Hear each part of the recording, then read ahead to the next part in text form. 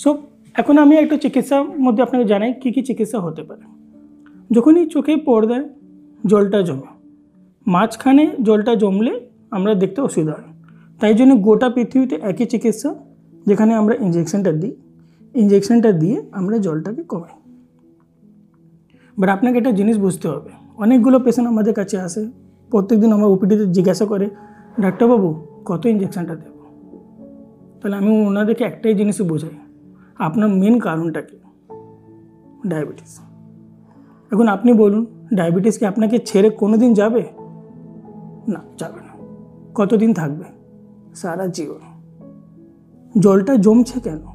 Diabetes জন্য। তাহলে injection দেবো, জলটা কমবে। সুগার না কন্ট্রোল করলে, ডায়াবেটিস না কন্ট্রোল করলে জলটা আবার আসবে।